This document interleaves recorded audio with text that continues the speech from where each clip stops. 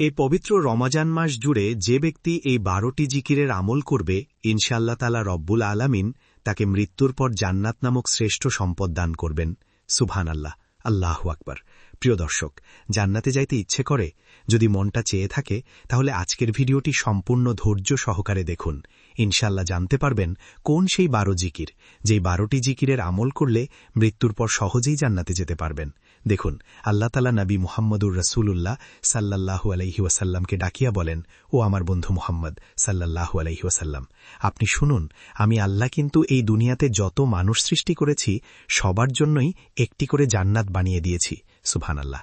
তো এই আমি যে জান্নাতগুলো বানাইছি, তো আপনাদের মনে একটা প্রশ্ন থাকতে পারে যে ফেরাউন তো জান্নাতে যাইবে না, নমরুদ তো জান্নাতে যাইবে না, হামান সমস্ত বেঈমানরা তো জান্নাতে যাইবে না, তো এই বেঈমানদের বানানো জান্নাতগুলো আল্লাহ আপনি কি করবেন? তা আপনাদের প্রশ্নের জবাবটাও আমি দিয়ে দেই। শুনুন, হে নবী, আপনার উম্মতকে জানাই দিয়েন, আপনার উম্মতের মধ্যে যারা ফরজ ইবাদত অর্থাৎ মূল ডিউটি পালন করার পর ওভার ডিউটি করবে, তাদেরকে আমি আল্লাহ রব্বুল আলামিন এই বেঈমানদের বানানো জান্নাতগুলো বোনাস হিসেবে দিয়ে দেব। সুবহানাল্লাহ, আল্লাহু আকবার। তো প্রিয় দর্শক, শুধু ফরজ ইবাদত করলেই হবে না, মাঝে মাঝে একটু মূল ইবাদতের পাশাপাশি নফল ইবাদতও করতে হয়, অর্থাৎ ওভার টাইমও করতে হয়। তো আজকের ভিডিওতে এমন 12টি জিকিরের আমলের কথা বলবো, যেই জিকিরের আমলগুলো করলে ইনশাআল্লাহ আল্লাহ রব্বুল আলামিন আপনাকে জান্নাত দান করে দিলেও দিতে পারেন। তো আমার কথা মতো 1 নম্বর জিকির হলো, নবীজি সাল্লাল্লাহু আলাইহি ওয়াসাল্লাম বলেন, তোমরা বেশি বেশি পরিমাণে বলো সুবহানাল্লাহি ওয়া বিহামদিহি। নবীজি সাল্লাল্লাহু আলাইহি ওয়াসাল্লাম এটা বলার পর সাহাবায়ে কেরাম প্রশ্ন করলেন, এটা বললে কি হবে হে আল্লাহর রাসূল? নবীজি সাল্লাল্লাহু আলাইহি ওয়াসাল্লাম বলেন, কোন ব্যক্তি যদি প্রতিদিন 100 বার বলে সুবহানাল্লাহি ওয়া বিহামদিহি, তার আমলের দাম হাসরের ময়দানে সবচেয়ে বেশি হবে। সাহাবায়ে কেরাম প্রশ্ন করলেন, ইয়া রাসূলুল্লাহ সাল্লাল্লাহু আলাইহি ওয়াসাল্লাম, অন্য কারো আমলের দাম কি এর চেয়ে বেশি হবে না? তখন নবীজি সাল্লাল্লাহু আলাইহি ওয়াসাল্লাম বলেন, হ্যাঁ, ওই ব্যক্তির আমলের দামই এর চেয়ে বেশি হবে যে ব্যক্তি সুবহানাল্লাহি 100 বার থেকেও বেশি পরিমাণে পাঠ করবে। আল্লাহু আকবার। প্রিয় দর্শক, বুঝতে পেরেছেন কতটা দামি একটি জিকির হলো সুবহানাল্লাহি ওয়া বিহামদিহি? নবীজি সাল্লাল্লাহু আলাইহি ওয়াসাল্লাম আরো বলেন, যে ব্যক্তি বলবে 100 বার সুবহানাল্লাহি ওয়া বিহামদিহি, তার গুনাহের পরিমাণ যদি সমুদ্রের ফেনারাশির সমতুল্য হয়ে থাকে, তারপরেও রব্বুল আলামিন সেই গুনাহগুলোকে ক্ষমা করে দেবেন। সুবহানাল্লাহ। তো প্রিয় দর্শক, বুঝতে পেরেছেন কত দামি একটি জিকির হলো সুবহানাল্লাহি ওয়া বিহামদিহি? তো আমরা হাঁটতে, চলতে, উঠতে, বসতে ইনশাআল্লাহ সুবহানাল্লাহি ওয়া বিহামদিহি বেশি বেশি পরিমাণে পাঠ করার চেষ্টা করিব ইনশাআল্লাহ। 2 নম্বর জিকির হলো, নবীজি সাল্লাল্লাহু আলাইহি ওয়াসাল্লাম বলেন, তোমরা বেশি বেশি পরিমাণে বলো লা হাওলা ওয়ালা কুওয়াতা ইল্লা বিল্লাহ। সাহাবায়ে কেরাম প্রশ্ন করলেন, ইয়া রাসূলুল্লাহ সাল্লাল্লাহু আলাইহি ওয়াসাল্লাম, এটা পাঠ করলে কি হবে? আমাদেরকে একটু বলুন না ও নবী। নবীজি সাল্লাল্লাহু আলাইহি ওয়াসাল্লাম বলেন, তোমরা যদি বলো লা হাওলা ওয়ালা কুওয়াতা ইল্লা বিল্লাহ, শুনে রাখো, এটা জান্নাতের গুপ্তধন সমূহের মধ্যে একটি গুপ্তধন। সুবহানাল্লাহ। তো প্রিয় দর্শক, এটার ব্যাখ্যা হলো, যে ব্যক্তি জান্নাতের গুপ্তধন পাইবে সে জান্নাতও পেয়ে ফেলবে। আল্লাহু আকবার। এছাড়াও দুনিয়াতে আপনি বিপদ আপদের মধ্যে পতিত রয়েছেন, বিপদে পইরা আছেন, সেই বিপদে পইরা থাকা অবস্থায় যদি সেই বিপদকে উদ্দেশ্য করে বেশি বেশি লা হাওলা ওয়ালা কুওয়াতা ইল্লা বিল্লাহ পড়েন, আল্লাহ আপনার সব বিপদ আপদ দূর করে দেবেন এর উসিলায় ইনশাআল্লাহ। তাই আমরা বেশি বেশি পরিমাণে বলবো লা হাওলা ওয়ালা কুওয়াতা ইল্লা বিল্লাহ। 3 নম্বর জিকির হলো, নবীজি সাল্লাল্লাহু আলাইহি ওয়াসাল্লাম বলেন, তোমরা বলো লা ইলাহা ইল্লাল্লাহ। সাহাবায়ে কেরাম বললেন, ও নবী, লা ইলাহা ইল্লাল্লাহ এর কিছু ফজিলত বলুন। নবীজি সাল্লাল্লাহু আলাইহি ওয়াসাল্লাম বলেন, শোনো, কোন ব্যক্তি যদি ইখলাসের সঙ্গে বলে লা ইলাহা ইল্লাল্লাহ, তার জন্য আল্লাহ রব্বুল আলামিন আকাশের সবগুলো দরজা খুলে দেন। সে যেই দরজা দিয়ে দোয়া করুক না কেন, আল্লাহ তার সব দোয়া কবুল করে নেন। সুবহানাল্লাহ, আল্লাহু আকবার। হযরত মূসা আলাইহিস সালাম একদিন আল্লাহ তাআলাকে বলছেন, আল্লাহ, আপনি আমাকে এমন একটি কালিমা অথবা বাক্য শিক্ষা দেন, আমি যাতে সেই বাক্যটা দিয়ে আপনাকে ডাকতে পারি। নবী মূসা আলাইহিস সালামকে আল্লাহ তাআলা বলেন, ও নবী মূসা, তুমি বলো লা ইলাহা ইল্লাল্লাহ। নবী মূসা আলাইহিস সালাম বলেন, আল্লাহ, আমি চাইলাম আপনার নিকট দামি একটি বাক্য, আপনি আমাকে এমন ছোট্ট একটা বাক্য বললেন। তখন আল্লাহ বলেন, ও নবী মূসা, তুমি এই বাক্যটাকে ছোট মনে করিও না। এই বাক্যের ওজন এত বেশি যে এই বাক্যটাকে যদি তুমি এক পালায় রেখে সমগ্র সৃষ্টি জগৎকে যদি তুমি আরেক পালায় রেখে ওজন দাও, তারপরেও এই বাক্যের ওজনের সমতুল্য হবে না। সুবহানাল্লাহ, আল্লাহু আকবার। হাসরের ময়দানে আল্লাহ তাআলা নবী মুহাম্মদুর রাসূলুল্লাহ সাল্লাল্লাহু আলাইহি ওয়াসাল্লামকে ডাকিয়া বলবেন, ও আমার বন্ধু মুহাম্মদ সাল্লাল্লাহু আলাইহি ওয়াসাল্লাম, আপনি আপনার ওই সমস্ত উম্মতদেরকে লইয়া জান্নাতে প্রবেশ করুন যে লা ইলাহা ইল্লাল্লাহ বলেছে এবং এর উপর ঈমান এনেছে এবং মৃত্যুবরণ করেছে। সুবহানাল্লাহ। নবীজি আরো বলেন, যে ব্যক্তির জবানের শেষ কথা হবে লা ইলাহা ইল্লাল্লাহ, সে জান্নাতি হবে। সুবহানাল্লাহ। তো এটা জবানের শেষ কথায় আনতে হবে কিভাবে? সবসময় জিকির করে। একটা কথা আছে যে অভ্যাস মানুষের দাস, মানুষ যেটা অভ্যাস করে সেটাই সবসময় হয়। আপনি যখনই অভ্যাস করবেন যে লা ইলাহা ইল্লাল্লাহ বেশি বেশি বলবেন, ঠিক অটোমেটিকলি এটা আপনার জবান দিয়ে মৃত্যুর সময় বের হয়ে যাবে ইনশাআল্লাহ ইনশাআল্লাহ।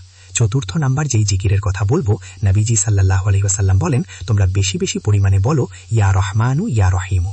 ইয়া রহমানু ইয়া রহিমু বললে আল্লাহ তাআলা ফেরেশতাদেরকে বলেন, ও আমার ফেরেশতারা শোনো, আমার বান্দারা আমার বান্দিরা বলেছে আমি নাকি অতি দয়ালু। ফেরেশতারা সাক্ষী থাকো, আমি আল্লাহ অতি দয়ালুর চাদর দ্বারা তার জীবনের সব গুনাহগুলোকে ক্ষমা করে দিলাম।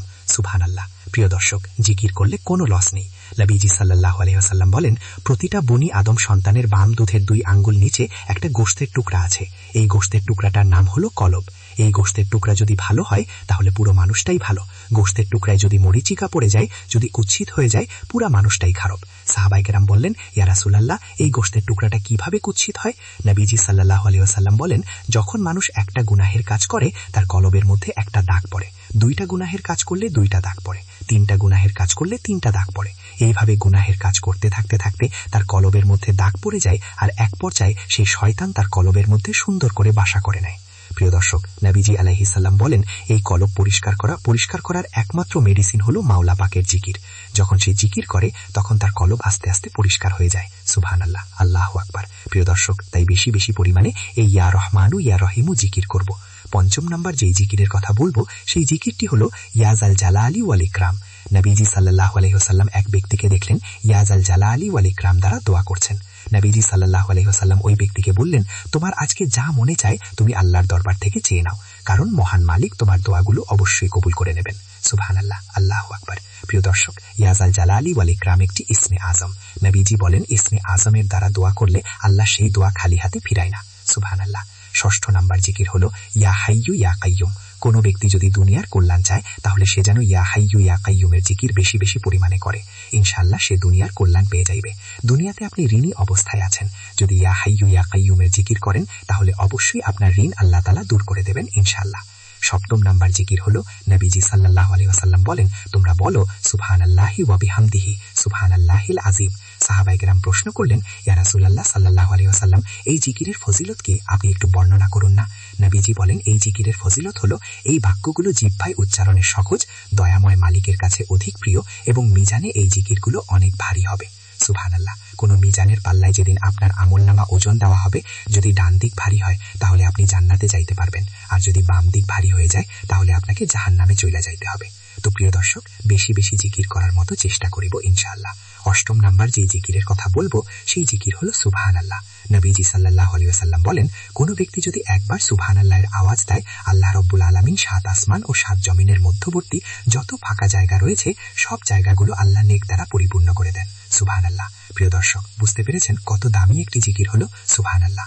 নবীজি আরো বলেন, কোন ব্যক্তি যদি একবার সুবহানাল্লাহর আওয়াজ দেয়, আল্লাহ রাব্বুল আলামিন জান্নাতের মধ্যে একটি বৃক্ষ রোপণ করেন। ওই বৃক্ষের ছায়া এত লম্বা হয় যে দ্রুতগামী ঘোড়া যদি 500 বছর পর্যন্ত দৌড়ায় তারপরও সেই বৃক্ষের ছায়া অতিক্রম করতে পারবে না। সুবহানাল্লাহ, আল্লাহু আকবার। তাই প্রিয় দর্শক, বেশি বেশি পরিমাণে বলবো সুবহানাল্লাহ, সুবহানাল্লাহ। নবম নাম্বার যে জিকির তা হলো, নবীজি আবু হুরায়রা রাদিয়াল্লাহু তাআলা আনহুকে লইয়া কোনো এক জায়গায় যাচ্ছেন। তিনি দেখলেন একটা গাছ, গাছের ডাল ধরে জোরে ঝাঁকি দিলেন, এতে গাছের কিছু পাতা ঝরে পড়ল। নবীজি সাল্লাল্লাহু আলাইহি ওয়াসাল্লাম বলেন, ও আবু হুরায়রা, দেখো আমি ঝাঁকি দেওয়ার কারণে গাছের পাতা ঝরে পড়ল। আবু হুরায়রা, কোন ব্যক্তি যদি সুবহানাল্লাহি ওয়ালহামদুলিল্লাহি ওয়ালা ইলাহা ইল্লাল্লাহু ওয়াল্লাহু আকবার বলে, তাহলে যেমনি ভাবে আমি ঝাঁকি দেওয়ার কারণে তার এই গাছের ডালের পাতাগুলো ঝরে পড়ল, ঠিক এমনি ভাবে তার অন্তর থেকে, তার কলব থেকে গুনাহের ময়লাগুলো আল্লাহ রাব্বুল আলামিন ঝেড়ে ফেলে গেলেন। সুবহানাল্লাহ, আল্লাহু আকবার। নবীজি আরো বলেন, যেমনি ভাবে শীতকালীন সময়ে গাছের পাতা ঝরে পড়ে যায়, কোন ব্যক্তি যদি বলে সুবহানাল্লাহি ওয়ালহামদুলিল্লাহি ওয়ালা ইলাহা ইল্লাল্লাহু ওয়াল্লাহু আকবার, তাহলে তার আমল থেকে গুনাহের ময়লাগুলো এমনি ভাবে ঝরে পড়ে যাবে। সুবহানাল্লাহ। নবম নাম্বার যে জিকির সেই জিকির হলো বেশি বেশি পরিমাণে বলা আলহামদুলিল্লাহ। আলহামদুলিল্লাহ মিজানের পাল্লাকে অনেক বেশি ভারী করবে। প্রিয় দর্শক, মিজানের পাল্লায় যদি আপনার নেকের দিক ভারী হয়ে যায় তখন কেমন খুশি হবেন আপনি, কেমন ধন্য কপাল হবে আপনার, একটু ভাইবা দেখেন। তো দশম নাম্বার জিকির হলো বেশি বেশি পরিমাণে বলা হাসবুনাল্লাহু নি'মাল ওয়াকিল। এই জিকির, এই ছোট্ট জিকিরটা বেশি বেশি পরিমাণে বলা, এটাই হলো দশম নাম্বার জিকির। 11 নাম্বার যে জিকিরের কথা আপনাদেরকে বলবো সেই জিকিরটি হলো বেশি বেশি পরিমাণে বলা আস্তাগফিরুল্লাহ, আস্তাগফিরুল্লাহ, আস্তাগফিরুল্লাহ, আস্তাগফিরুল্লাহ, আস্তাগফিরুল্লাহ, আস্তাগফিরুল্লাহ, আস্তাগফিরুল্লাহ, আস্তাগফিরুল্লাহ, আস্তাগফিরুল্লাহ, আস্তাগফিরুল্লাহ, আস্তাগফিরুল্লাহ, আস্তাগফিরুল্লাহ, আস্তাগফিরুল্লাহ, আস্তাগফিরুল্লাহ, আস্তাগফিরুল্লাহ, আস্তাগফিরুল্লাহ,